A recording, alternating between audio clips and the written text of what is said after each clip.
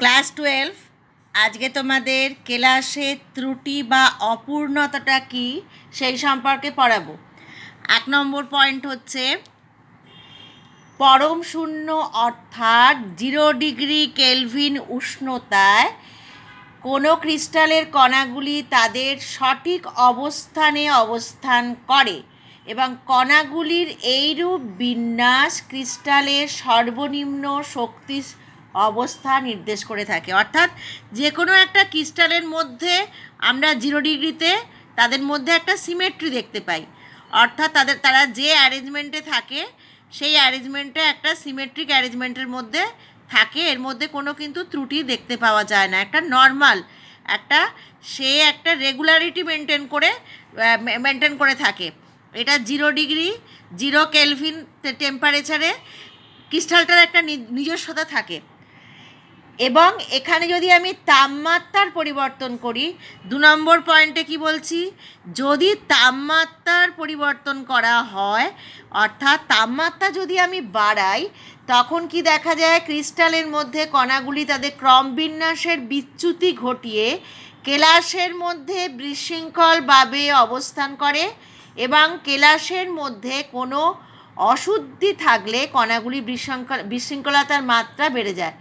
অর্থাৎ এখন যেটা আমি দেখব, যদি তাপমাত্রা বাড়ায় কি হবে, এদের মধ্যে যে অ্যারেঞ্জমেন্টটা ছিল সেই অ্যারেঞ্জমেন্টের বিঘ্নতা ঘটবে, রেগুলারিটি আর থাকবে না। এইভাবে তাদের অবস্থান হতে পারে বিভিন্নভাবে। আবার কোথাও কণাগুলো এরকম একটা পজিশনে থাকতে পারে।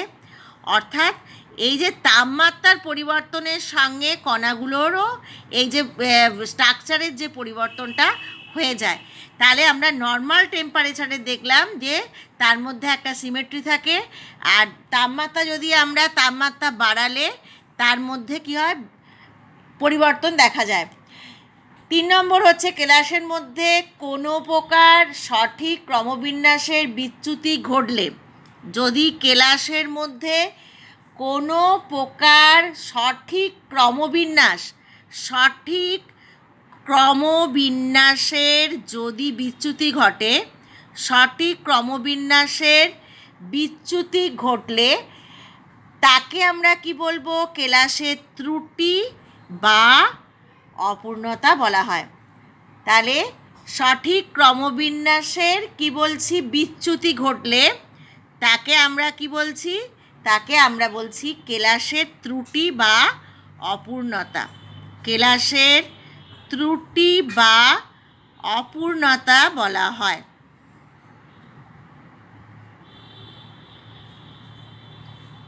নেক্সট পয়েন্ট কি আসতে পারে, কেলাসের মধ্যে এই ত্রুটি বা অপূর্ণতা থাকলে কেলাসের ধর্মের পরিবর্তন ঘটবে। অর্থাৎ আগে কেলাসের যে ধর্ম ছিল এখন কিন্তু সেই কেলাসের ধর্মের পরিবর্তন হয়ে যাবে। তাহলে কি হলো, এখন নেক্সট পার্টে কেলাসের ধর্মের পরিবর্তন হবে। কেন, তার তো অ্যারেঞ্জমেন্টটাই তো পুরো চেঞ্জ হয়ে যাচ্ছে। কেলাসের ধর্মের পরিবর্তন হবে এবং সেই যে পদার্থটা আমরা পাবো, সেই যে কেলাসটা আমরা পাবো, একটা নতুন কেলাসের ধর্ম লাভ করবে। তাহলে কেলাস নতুন ধর্ম লাভ করবে। নেক্সট পয়েন্ট, আমরা এই কেলাসের মধ্যে ত্রুটি বা অপূর্ণতাকে আমরা 2 ভাগে ভাগ করতে পারবো। কেলাসের ত্রুটি বা অপূর্ণতাকে আমরা 2 এখন ভাগে ভাগ করলাম। কি 2 ভাগ, একটা হচ্ছে ইলেকট্রনিক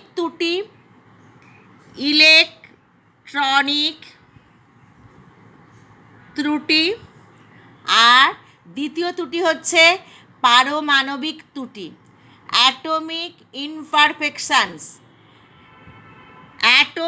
ইমপারফেকশনস বা পারমাণবিক ত্রুটি।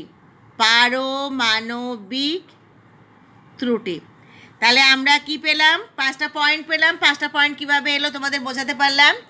ইলেকট্রনিক ত্রুটি, এখন এই ইলেকট্রনিক ত্রুটি নিয়ে আমরা এখন আলোচনা করব। কি বলা হলো, পরম শূন্য অর্থাৎ 0 ডিগ্রি সেন্টিগ্রেড উষ্ণতায় বিশুদ্ধ কেলাসের কণাগুলো নিজ নিজ স্থানে অবস্থান করে এই অবস্থায় বিশুদ্ধ সমযোজী বা আয়নীয় কেলাসের ইলেকট্রনগুলি সর্বনিম্ন শক্তিস্তরে হয়, পরম শূন্য তাপমাত্রা থাকছে। আর এটা কি হলো, কেলাসের যে অ্যারেঞ্জমেন্ট আমরা পেলাম, এটা সমযোজী বা বিশুদ্ধ সমযোজী বা আয়নীয় যৌগের ক্ষেত্রে, সমযোজী হতে পারে, আয়নীয় হতে পারে, আয়নীয় যৌগের ক্ষেত্রে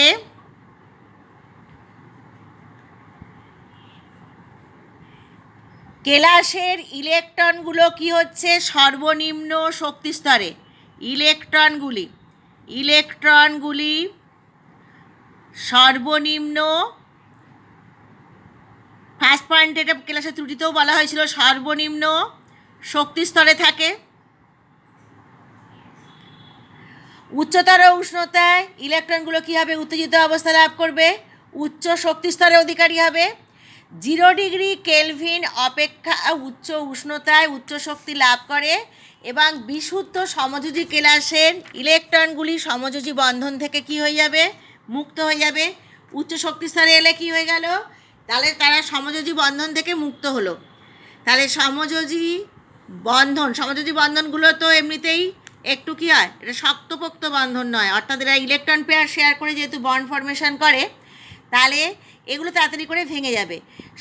ইলেকট্রনগুলো সমযোজী বন্ধন থেকে, ইলেকট্রন আমি ই দিয়ে চিহ্নিত করছি, ইলেকট্রনগুলি সমযোজী বন্ধন থেকে সহজে মুক্ত হবে, সহজে মুক্ত হয়, বন্ধন থেকে মুক্ত হবে। তাহলে সঠিক বিন্যাস পেলাম এক নম্বর পয়েন্টে। দ্বিতীয় নম্বর পয়েন্টে আমরা কি পেলাম, যে সমযোজী বন্ধন থেকে সহজে মুক্ত হয়। তৃতীয় নম্বর পয়েন্ট আমরা কি পাবো, তৃতীয় নম্বর পয়েন্ট পাবো, এই মুক্ত ইলেকট্রনগুলো কেলাসের মধ্যে স্বাধীনভাবে চলাফেরা করতে পারবে এবং তড়িতে পরিবাহী হবে। এই যে মুক্ত ইলেকট্রনগুলো কেলাসের মধ্যে স্বাধীনভাবে চলাচল করবে, কেলাসের মধ্যে স্বাধীনভাবে চলাচল করবে, স্বাধীনভাবে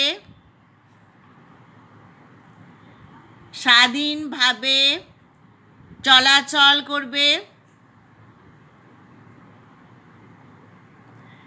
এবং তড়িতে পরিবাহী হলো। তোমরা এর পরেও পড়বে এখানে পরিবাহী কিভাবে হচ্ছে, ইনসুলেটর কাকে বলে, সেমিকন্ডাক্টর কাকে বলে, এন এবং পি বলতে কি বুঝি, এগুলো পরে পরে আসবে, আগে এগুলোই পড়িয়ে দিই তোমাদের। কেলাস বন্ধন থেকে একটি ইলেকট্রন মুক্ত হলে সেই বন্ধনে যে ইলেকট্রনের ঘাটতি হয় তাকে আমরা কি বলছি, হোল বা গর্ত বলা হয়। কেলাসের মধ্যে সৃষ্ট গর্তগুলো তড়িৎ পরিবহন করে। কেলাসের মধ্যে থেকে যদি একটা ইলেকট্রন চলে যায়, এই জায়গায় ধরো এখানে একটা ফাঁকা জায়গা রয়ে গেল, তাহলে যদি চলে যাচ্ছে ইলেকট্রন, যদি চলে যায়, সেই ইলেকট্রন যদি চলে যাওয়ার জন্যে কি হবে, এইখানে একটা হোল বা গর্ত তৈরি হয়। ইংলিশে আমরা কি বলি, হোল বা গর্ত তৈরি হয়ে থাকে। কেলাসের মধ্যে মুক্ত ইলেকট্রন ই এবং আমরা এই গর্তকে হোল দিয়ে এইচ দিয়ে করব এবং এদের গাঢ়ত্ব কি বলবো, এন আর পি। গাঢ়ত্বকে আমরা এন ও পি দিয়ে চিহ্নিত করব। নেক্সট পয়েন্ট কি পাবো, বিশুদ্ধ সমযোজী কেলাসে কিছু অশুদ্ধি যোগ করলে কেলাসের মধ্যে একটি গাঢ়ত্বের ইলেকট্রন এবং গর্ত পাওয়া যায়। এই পদ্ধতি প্রয়োগ করে আমরা সেমিকন্ডাক্টর যেমন বিশুদ্ধ সমযোজী সিলিকন অথবা জার্মেনিয়াম কেলাসে সামান্য পরিমাণ অশুদ্ধি যোগ করে সিলিকন এবং জার্মেনিয়াম অর্ধ পরিবাহী হয়। তাহলে এখানেও আমরা নেক্সট পয়েন্টে পাচ্ছি 3 নম্বর পয়েন্ট। 4 নম্বর পয়েন্ট হলো 5 নম্বর পয়েন্টে আমরা কি পেলাম, অর্ধ পরিবাহী। এই সম্পর্কেও আমরা ডিটেলসে আলোচনা করব। অর্ধ পরিবাহী যেমন কি বলা হচ্ছে, বিশুদ্ধ সমযোজী সিলিকন বা জার্মেনিয়াম, সিলিকন বা জার্মেনিয়াম এদের কেলাসে সামান্য অশুদ্ধি যোগ করলে, এর মধ্যে যদি সামান্য ইম্পিউরিটি যোগ করা হয়, তাহলে কি হবে? অর্ধ পরিবাহী উৎপন্ন হবে, অর্ধ পরিবাহী উৎপন্ন হবে। দেখো, এই পয়েন্টগুলো আমাদের খুব মনোযোগ সহকারে পড়তে হবে। এগুলো আমরা পরবর্তীকালে আবার কিভাবে অর্ধপরিবাহী হলো সেই নিয়ে আলোচনা করব। নেক্সট হচ্ছে পারমাণবিক ত্রুটি। ইলেকট্রনিক ত্রুটি পড়ানো হলো, পারমাণবিক ত্রুটি। পারমাণবিক ত্রুটিতে আমরা কি কি ত্রুটি পাবো সেটা একটু ভাগ করে তোমাদের লিখে দিই, টেবিল করে দিলে সুবিধা হবে। এই ত্রুটিকে আমরা দুটো ভাগে ভাগ করতে পারি। একটা হচ্ছে বিন্দু ঘটিত ত্রুটি, আর একটা হচ্ছে ল্যাটিস ত্রুটি। একটাকে আমরা কি বলছি? পয়েন্ট ডিফেক্টস, বিন্দু ঘটিত ত্রুটি, বিন্দু ঘটিত ত্রুটি বা পয়েন্ট ডিফেক্টস। আর একটা কি বলা হচ্ছে? ল্যাটিস ত্রুটি, ল্যাটিস ত্রুটি, ল্যাটিস ডিফেক্ট। এই বিন্দু ঘটিত ত্রুটিকে আমরা আবার অনেকগুলো ভাগ আছে, সেগুলো ভাগে ভাগ করতে পারি। সেটা হচ্ছে আমরা দুটো ভাগে ভাগ করব, স্টোইচোমেট্রিক ডিফেক্ট এবং নন স্টোইচোমেট্রিক ডিফেক্ট। তাহলে বিন্দু ঘটিত ত্রুটির মধ্যে আমরা দুটো ভাগ, আর একটা হলো স্টোইচোমেট্রিক ডিফেক্ট, স্টোইচিওমেট্রিক ত্রুটি, আর একটা হচ্ছে নন স্টোইচিওমেট্রিক ত্রুটি, নন স্টোইচিওমেট্রিক ত্রুটি। তাহলে কি কি ত্রুটি পেলাম? একটা হচ্ছে স্টোইচিওমেট্রিক ত্রুটি, একটা হচ্ছে নন স্টোইচিওমেট্রিক ত্রুটি। এবার স্টোইচিওমেট্রিক ত্রুটি কাকে বলছি? যখন কেলাসের মধ্যে ধনাত্মক এবং ঋণাত্মক আয়নগুলোর সংখ্যার অনুপাত কেলাসের স্টোইচিওমেট্রিক কেলাসের মধ্যে ত্রুটি দ্বারা বিঘ্ন না ঘটে, তখন ওই ত্রুটিকে আমরা কি বলবো? স্টোইচিওমেট্রিক ত্রুটি। কি বলা হচ্ছে? যখন কেলাসের মধ্যে ধনাত্মক এবং ঋণাত্মক আয়নগুলির সংখ্যার অনুপাত, অর্থাৎ কেলাসের স্টোইচিওমেট্রিক কেলাসের মধ্যে কোনো ত্রুটি দ্বারা বিঘ্ন না ঘটে, তখন তাকে আমরা স্টোইচিওমেট্রিক ত্রুটি। এই ত্রুটিকে আমরা আবার দুটো ভাগে ভাগ করব। কি কি? একটা হচ্ছে ভ্যাকেন্সি ডিফেক্ট বা শূন্যতা ত্রুটি, এটাকে আবার দুটো ভাগে ভাগ করা হচ্ছে। কি বলা হচ্ছে? ভ্যাকেন্সি ডিফেক্ট বা শূন্যতা ত্রুটি, শূন্যতা ত্রুটি। নেক্সট হচ্ছে আমরা আরেকটা ত্রুটি পাবো, সেটা হচ্ছে ইন্টারস্টিশিয়াল ত্রুটি, ইন্টারস্টিশিয়াল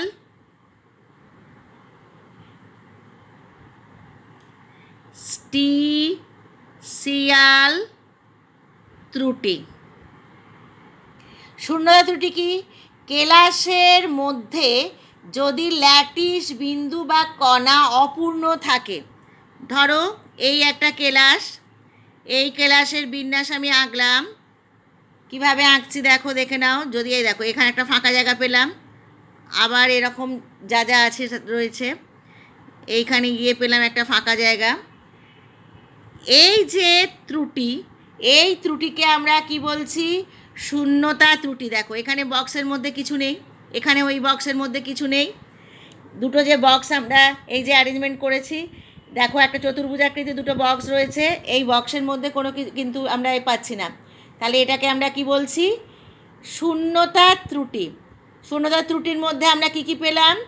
ল্যাটিস বিন্দু বা কণা অপূর্ণ, ল্যাটিস বিন্দু বা কণা অপূর্ণ থাকছে, 1 নম্বর পয়েন্ট। দ্বিতীয় নম্বর পয়েন্ট কি বলছি? কেলাসের ঘনত্ব এক নম্বর পয়েন্ট এটা পেলাম। 2 নম্বর পয়েন্ট পাচ্ছি কেলাসের ঘনত্ব হ্রাস পায়। কেলাসকে উত্তপ্ত করলে এই প্রকার ত্রুটির সৃষ্টি হয়। কেলাসের ঘনত্বের হ্রাস আর যদি উত্তপ্ত করা হয় তবেই এই প্রকার কেলাসের সৃষ্টি হয়ে থাকে। নেক্সট হচ্ছে ইন্টারস্টিশিয়াল ত্রুটি। এই ত্রুটিটাও মজার। দেখো, কেলাসের কণাগুলোর কিন্তু কোনো ফাঁকা জায়গা আমরা পাবো না, কিন্তু কেলাসের যে অবস্থান সেই অবস্থানটার একটু পরিবর্তন হয়ে যাবে, তারা ইন্টারস্টিশিয়াল স্থানে থাকবে। যা ছিল রয়েছে, দেখো এই যে অ্যারেঞ্জমেন্টে এখানে হতো, সেখানে এরা ইন্টারস্টিশিয়াল স্থানে অবস্থান করে থাকছে। এই যে এই ত্রুটিকে আমরা বলছি ইন্টারস্টিশিয়াল ত্রুটি। নন আয়নিক কেলাসের শূন্যতা বা ইন্টারস্টিশিয়াল ত্রুটি দেখা যায়, কিন্তু আয়নীয় কেলাসের মধ্যে তাড়িতিক প্রশমতার জন্য এই ত্রুটি দেখা যায় না। তাহলে এটা কার ক্ষেত্রে দেখা যায়? নন আয়নিক কেলাসের ক্ষেত্রে এই ধরনের ত্রুটি আমরা দেখতে পাই, কিন্তু আয়নিক যৌগের কেলাসের ক্ষেত্রে এই ত্রুটি দেখতে পাবো না। আয়নীয় এই ত্রুটি আবার দুরকম হলো। একটা হচ্ছে আয়নীয় কেলাসে আমরা কি দেখতে পাবো? দু রকমের ত্রুটি দেখতে পাবো। যে আয়নীয় কেলাস পেলাম, আয়নীয় কেলাসের ক্ষেত্রে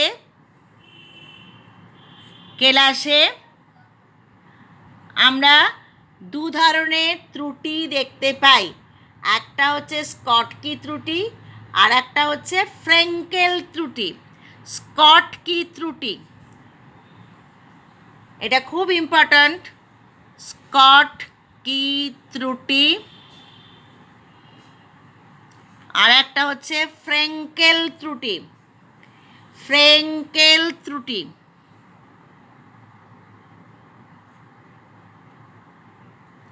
স্কটকি ত্রুটি, ফ্রেঙ্কেল ত্রুটি দুটোই খুব ইম্পর্ট্যান্ট। এই স্কটকি ত্রুটি এবং ফ্রেঙ্কেল ত্রুটি কেন এবং এদের মধ্যে কি পার্থক্য, এরকম ধরনের কোশ্চেন আসে। স্কটকি ত্রুটি কি? যখন কোনো আয়নীয় কেলাসের মধ্যে কিছু ল্যাটিস বিন্দু ক্যাটায়ন বা অ্যানায়ন দিয়ে যদি অপূর্ণ থাকে, তখন ওই ত্রুটিকে বলা হচ্ছে স্কটকি ত্রুটি। আমরা একটা ছবি আঁকছি। ধরো একটা এবি যৌগ, এটা আয়নিত হয়ে এ প্লাস আর বি মাইনাস আয়নে ভাঙে। তাহলে এবার ধরো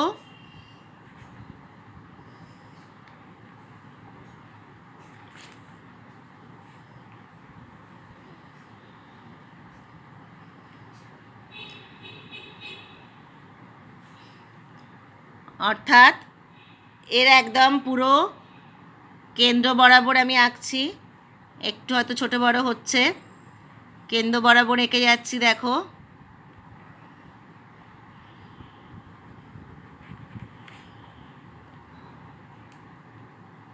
একদম অ্যারেঞ্জ করব, একদম পুরো সেল টাইপ একই থাকবে।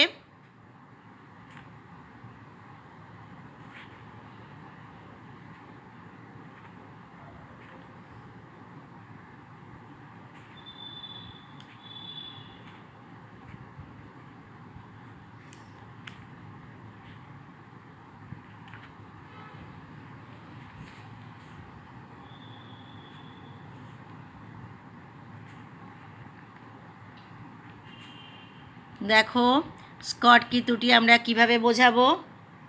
স্কটকি ত্রুটি,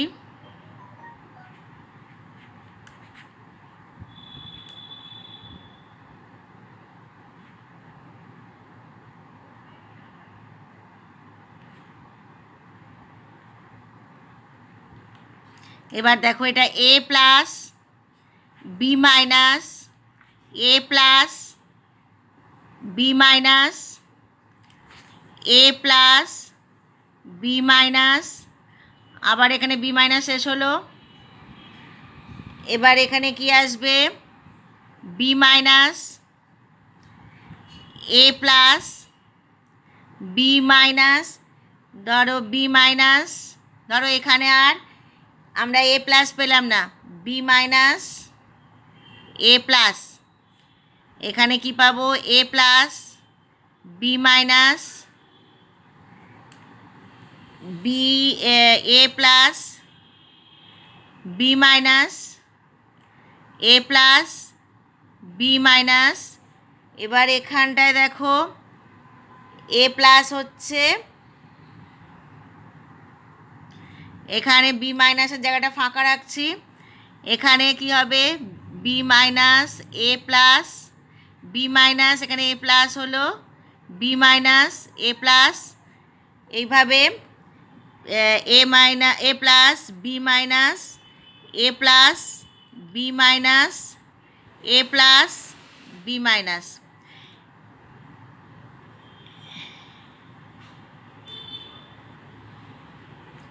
এবার দেখো কি দেখা যাচ্ছে, এখানে আমরা ক্যাটায়ন না থাকার জন্য শূন্যতা সৃষ্টি হয়েছে। তাহলে এখানে কি হলো, ক্যাটায়ন না থাকার জন্য শূন্যতার সৃষ্টি।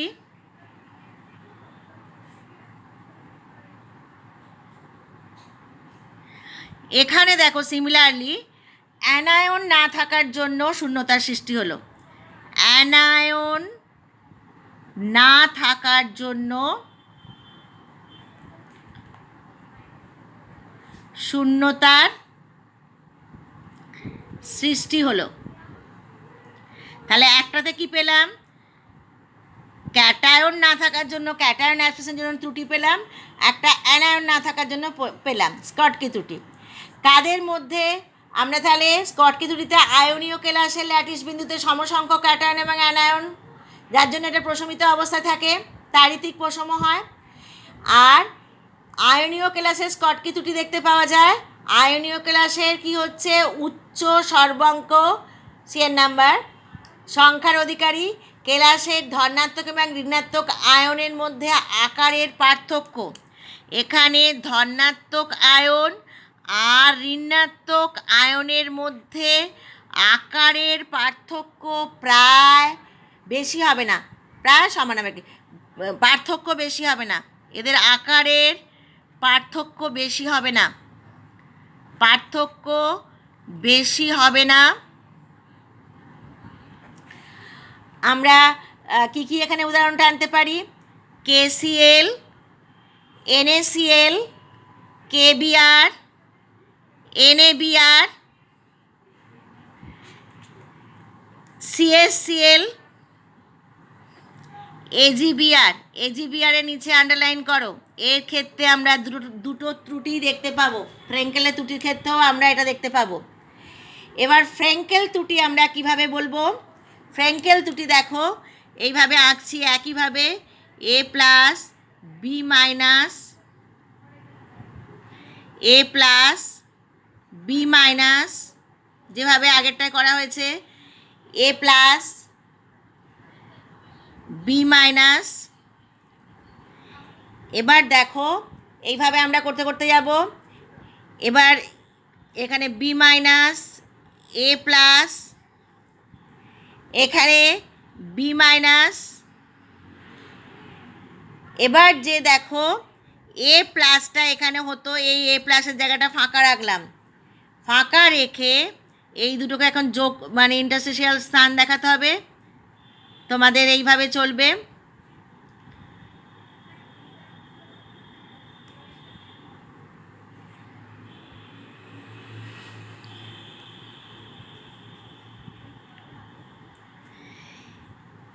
এখানে এ প্লাস হতো বি মাইনাস, এখানে এ প্লাস।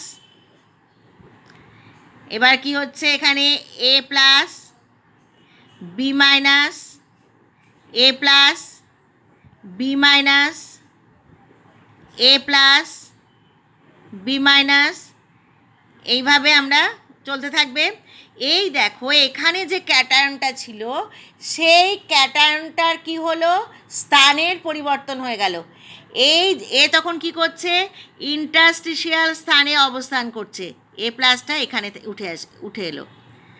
অর্থাৎ কি টোটাল ক্যাটায়ন অ্যানায়ন ঠিক একই থাকছে, রিপ্লেস কিছু হলো না, শুধুমাত্র ইন্টারস্টিশিয়াল অবস্থানে আয়নের সরণের জন্য শূন্যতার সৃষ্টি হলো। তাহলে এখানে কি হলো, ইন্টারস্টিশিয়াল স্থানে এলো কে, ক্যাটায়নগুলো, ইন্টারস্টিশিয়াল স্থানে কে এলো? ক্যাটায়ন। আর ক্যাটায়নের কি হলো? ইন্টারস্টিশিয়াল অবস্থানে ক্যাটায়নের স্থান পরিবর্তন, সরণের জন্য শূন্যতা সৃষ্টি। তাহলে ইন্টারস্টিশিয়াল অবস্থানে আয়নের সরণের জন্য, ইন্টারস্টিশিয়াল অবস্থানে আয়নের সরণের জন্য, আয়নের সরণের জন্য স্থান পরিবর্তন হলো, সরণের জন্য এই ধরনের যে শূন্যতা সৃষ্টি হলো তাকে আমরা কি বলবো? ফ্রেঙ্কেল ত্রুটি। এই ফ্রেঙ্কেল ত্রুটি এটাও এ প্লাস বি মাইনাস এর উদাহরণ হিসাবে আমরা কি পাবো? A G C L, A G B R, AGI.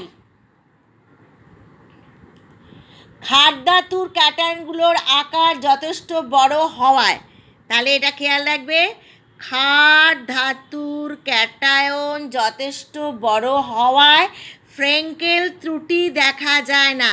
তাহলে ক্ষার ধাতুর আকার যথেষ্ট বড়, ফ্রেঙ্কেল ত্রুটি দেখা যাবে না। যথেষ্ট বড় হওয়ায় ফ্রেঙ্কেল ত্রুটি দেখা যায় না, ফ্রেঙ্কেল ত্রুটি দেখা যায় না। আর এজিবিআর এর মধ্যে আমরা দুখানা ত্রুটি পাবো। এজিবিআর একটু আগে তোমাদের আমি বলেছিলাম, এজিবিআর এর ক্ষেত্রে দুটো ত্রুটি পাওয়া যায়, দুরকম ত্রুটি, দুটো ত্রুটি আমরা দেখতে পাবো, দুটো ত্রুটি পাওয়া যায়, দেখা যায়। এটাও মোস্ট ইম্পর্ট্যান্ট কোশ্চেন। এজিবিআর এর ক্ষেত্রে দেখা যায়, আর ক্ষার ধাতুর ক্ষেত্রে কেন ফ্রেঙ্কেল ত্রুটি দেখা যাবে না? এবার তোমাদের এই যে বলা হলো কাকে আমরা স্কটকি ত্রুটি এবং কাকে ফ্রেঙ্কেল ত্রুটি বলছি, স্কটকি ত্রুটি এবং ফ্রেঙ্কেল ত্রুটির মধ্যে কি কি পার্থক্য হতে পারে এটা তোমরা লিখে নেবে। 1 নম্বর হচ্ছে ডেফিনেশনটা কি, কাকে বলা হচ্ছে? যখন কোনো কেলাসের মধ্যে ল্যাটিস বিন্দু ক্যাটায়ন বা অ্যানায়নের যদি অ্যানায়ন দ্বারা অপূর্ণ থাকে, তাহলে তোমরা কি পার্থক্য লিখবে? স্কটকি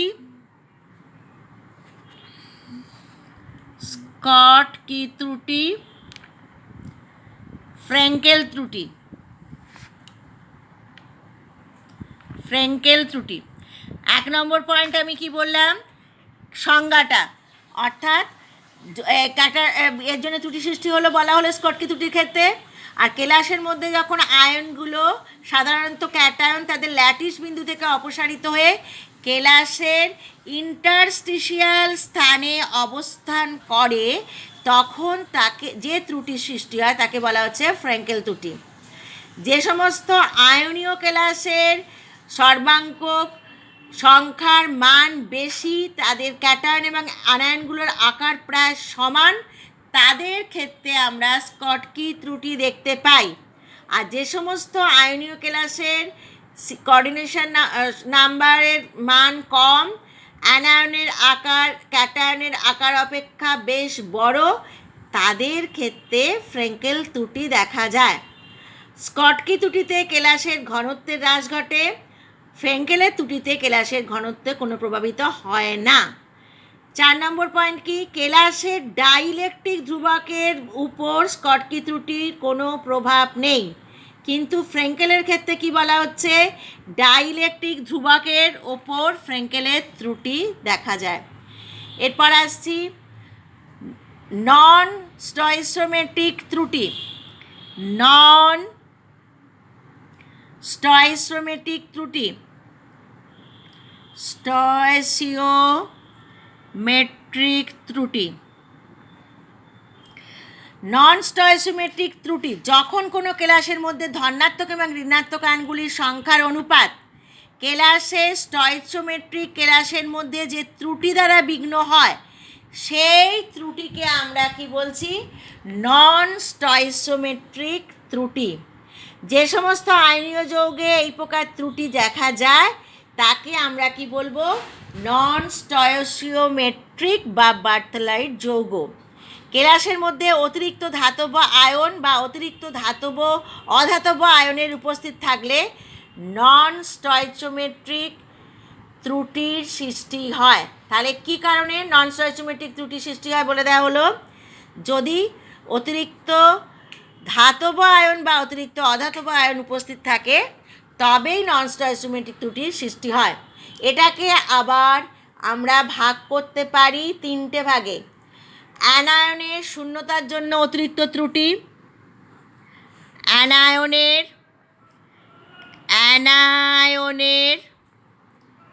শূন্যতার জন্য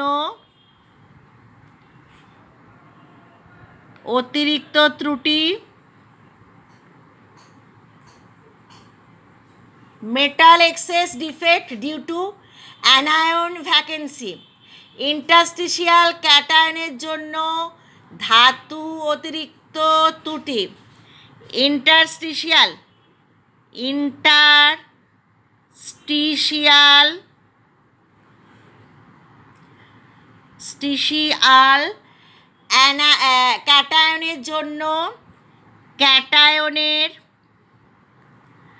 ক্যাটায়নের জন্য অতিরিক্ত ত্রুটি, ধাতু অতিরিক্ত ত্রুটি। নেক্সট হচ্ছে আর একটা কি বলা হলো, ক্যাটায়ন শূন্যতার জন্য ধাতুর অভাব ত্রুটি, metal deficiency defect due to cation vacation. Cation শূন্যতার জন্য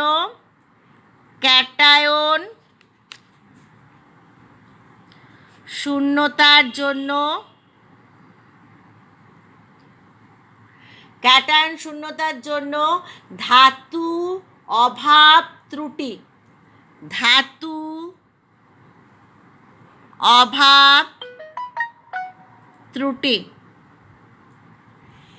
অ্যানায়ন শূন্যতার জন্য অতিরিক্ত ত্রুটি তোমাদের আগের ছবিতেই দেখানো হয়েছিল, অ্যানায়ন এবং ক্যাটায়নের শূন্যতার জন্য যে ত্রুটি হয়েছিল। তাহলে আরেকবার ছবিটা একটু দেখাই। ক্যাটায়ন মানে পজিটিভ আয়ন, অ্যানায়ন মানে নেগেটিভ আয়ন। ধরো